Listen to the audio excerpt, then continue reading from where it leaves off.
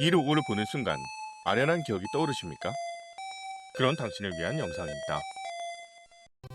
오늘 여러분께 소개해드릴 명작 게임은 테크노스 저펜을 대표하는 열혈 시리즈의 세 번째 작품 다운타운 열혈 이야기입니다.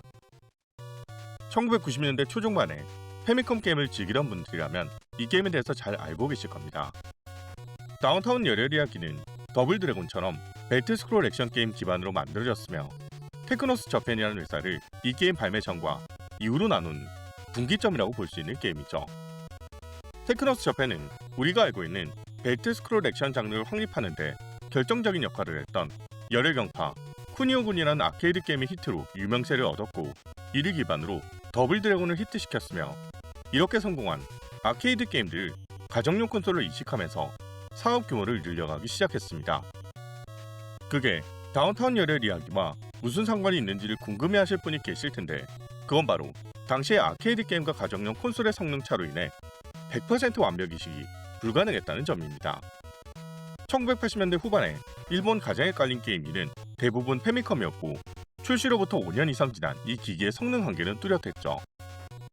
그러므로 아케이드에서 인기 있었던 게임을 패미컴으로 이식하면 그래픽과 사운드가 대폭 열화된 마이너 이식이 될 수밖에 없었고, 테크노스 저펜은 이 한계를 뛰어넘기 위해서 오로지 콘솔 게임 기반을 위한 새로운 게임 제작을 기획하게 됩니다. 그게 바로 오늘 이야기할 이 다운타운 열혈 이야기였죠. 열혈 이야기의 디렉터였던 세키모토 히로유키와 요시다 미치히로는 게임의 컨셉을 부모와 자식이 함께 할 수 있는 더블 드래곤으로 잡았습니다.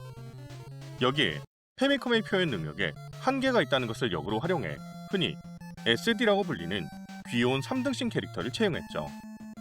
게임의 전체적인 밸런스 역시 테크노스 저펜을 대표하는 아케이드 게임과는 확연히 다른 방향으로 접근했습니다. 아케이드 게임은 기본적으로 짧은 플레이로 코인 소모를 유도하기 위해서 난이도가 급격히 상승하는 구간이 존재하는데요. 열혈 이야기는 두 개의 버튼을 적절히 타이밍 좋게 누르는 것만으로 어렵지 않게 즐길 수 있는 난이도로 만들어져 있습니다. 더불어 아케이드 게임 특유의 짧고 반복적인 플레이에서 벗어나 한 번의 게임을 오랫동안 즐길 수 있게 만들었고, 탐험과 성장, 쇼핑을 비롯해 친구와 함께 즐길 수 있는 협력 플레이 요소를 집어넣어 아케이드 게임과 확실한 차별점을 부여했죠. 이는 열혈 이야기가 패미컴으로 유의미한 성공을 거두게 만들었고, 테크노스 저펜이라는 회사의 방향성이 아케이드 게임 제작에서 가정용 게임 전문 조직으로 전환하게 되는 역사적인 전환점이 되었다는 것을 의미했습니다. 1990년대 초반으로 이어지는 열혈 시리즈의 등장과 계속되는 히트는 결코 우연이 아니었던 셈이죠. 본격적인 게임의 소개를 해보자면 기본적인 스토리라인은 더블 드래곤과 크게 다를 것이 없습니다. 심지어 최종 보스가 류지라는 이름의 더블 드래곤 형제라는 것도 그렇고, 이들이 주변 학교를 장악해 나가던 도중 주인공 중 한 명인 리키의 여자친구를 납치하고 그걸 구하기 위해 싸우러 나간다는 것까지도 말이죠. 게임을 켜면 가장 먼저 느끼게 되는 게 먼저 언급한 대로 조작이 굉장히 단순하다는 겁니다. 두 개의 버튼에 각각 펀치와 킥이 배정되어 있고, 십자키로 캐릭터를 자유롭게 움직일 수 있죠. 십자키와 두 개의 버튼 조합으로 할 수 있는 게 굉장히 많은데, 점프와 대시 점프 등을 할 수 있고, 가드나 아이템을 주어서 사용하는 등 플레이어가 취할 수 있는 다채로운 행동이 준비되어 있습니다. 전투의 재미도 단순히 버튼 연타로 끝나지 않습니다. 적이 가드를 굳히면 일부러 무기를 줍게 유도해서 가드를 봉쇄하는 심리전도 생기고, 쓰러진 적을 들어서 낭떠러지에 던져버리거나 날아오는 돌멩이를 목검으로 쳐내서 되돌려 보내는 플레이도 가능하죠. 2인 플레이에서는 쓰러진 팀원을 들어올리는 것도 가능하며, 이렇게 같이 이동하다가 실수로 구덩이에 함께 빠지는 대참사가 일어나기도 합니다. 이 시끌벅적하고 자유분방한 난장판 액션과 분위기가 열혈 시리즈 전체를 상징하는 DNA라고도 할 수 있겠죠. 열혈 이야기가 단순한 벨트 스크롤 액션과 결정적으로 갈리는 점은 바로 RPG 요소를 결합한 성장 시스템입니다. 적을 쓰러뜨리면 돈이 떨어지고, 그 돈을 들고 상점가에 들어서는 순간 게임의 분위기가 180도 바뀌는데요.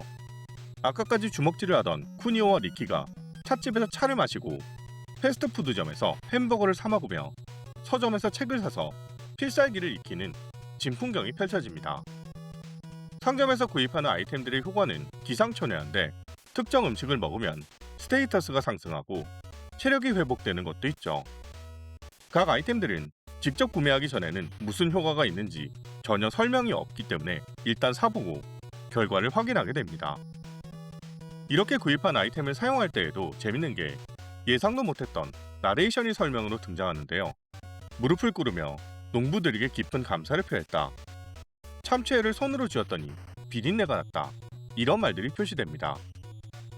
일반적인 배틀스크롤 게임은 한 구역의 적을 전멸시키고 앞으로 나가면 끝이지만 이 게임은 맵이 전환되면 적이 무한 리필되는데요. 이를 이용해 플레이어가 원하는 만큼 노가다로 돈을 벌 수 있으며 상점에서 뭐가 뭔지 하나씩 다 사보고 즐길 수 있었습니다.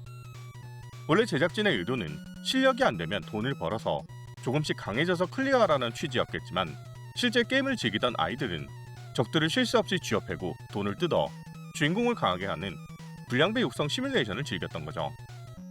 이 정도로 완성도 높은 상점 시스템을 벨트 스크롤 액션에서 볼 수 있었던 건 캡콤의 던전 앤 드래곤즈가 나온 이후였으니 다운타운 열혈 이야기가 얼마나 시대를 넘어선 명작이었는지는 이 상점 시스템 하나로도 충분히 증명할 수 있습니다.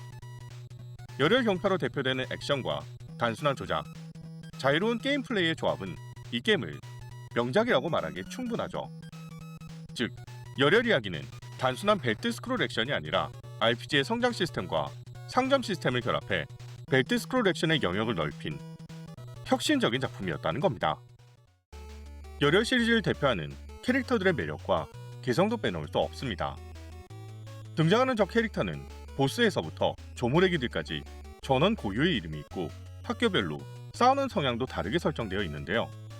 금방 도망치는 녀석, 무기를 즐겨 쓰는 녀석, 거리 조절을 독특하게 하는 녀석들이 각자 있어서 상대하는 재미가 있습니다. 이 녀석들에게 배정된 대사도 풍부해서 여러 상황에 맞는 대사들이 쏟아지는데 이런 요소들이 코믹하기도 하지만 보스를 쓰러뜨렸을 때 플레이어가 가야 할 목적지나 다음에 싸울 상대를 알려주는 역할도 합니다. 게임 내에서 들을 수 있는 BGM 역시 대단히 매력적인데 곡수가 많지는 않으나 중독성 있는 특유의 리듬과 음색이 계속 머릿속에 맴돌죠. 테크노스 저편의 게임 BGM들을 들어보면 명곡이 상당히 많다는 것을 알 수 있는데 열혈 이야기 역시 이 특징을 유감없이 보여줍니다. 이 게임의 등장이 1989년이었던 만큼 장점만큼이나 단점 또한 명확합니다. 대표적으로 꼽히는 것이 바로 패스워드 저장 방식을 택했다는 것인데 이는 세이브 방식을 채택하면 자연스럽게 수은 전지를 내장해야 하고 그로 인한 카트리지 생산 단가가 올라간다는 것 때문이었죠. 열혈 이야기는 먼저 언급한 대로 한 번의 플레이가 일반적인 액션 게임에 비해서 긴 편이었고 그로 인해 장시간 플레이를 할 수 없는 상황에서는 어쩔 수 없이 이 패스워드를 이용한 세이브가 기본이었습니다. 다만 이 게임에 사용된 패스워드 방식이 좀 저질이어서 주인공들의 능력치와 소지급만 이어서 할 수 있다는 게 문제였죠. 게임의 진행 단계나 소지품 등은 유지되지 않는다는 특성에 더해 이 게임의 패스워드 체크 방식이 느슨해서 적당히 아무 패스워드나 집어넣어도 스타트 버튼을 누르면 별 문제 없이 플레이하는 것이 가능했습니다. 덕분에 패스워드 기능은 저장 기능으로 기능하기보다는 초반에 좀 더 강한 주인공으로 스타트하는 방식으로 활용되곤 했죠. 그리고 기본적으로 가볍게 플레이하기 좋게 만들어진 게임 특성상 전체적으로 밸런스가 좋은 게임은 아니었습니다. 아마 다소 느슨하게 밸런스 조절을 하더라도 노가다에서 아이템으로 능력치를 올릴 수 있으니까 이런 식으로 만들어졌겠죠. 또한 게임의 프로그래밍도 썩 잘된 편은 아니어서 게임 도중에 버그 및 프리징이 발생하는 경우도 많았습니다.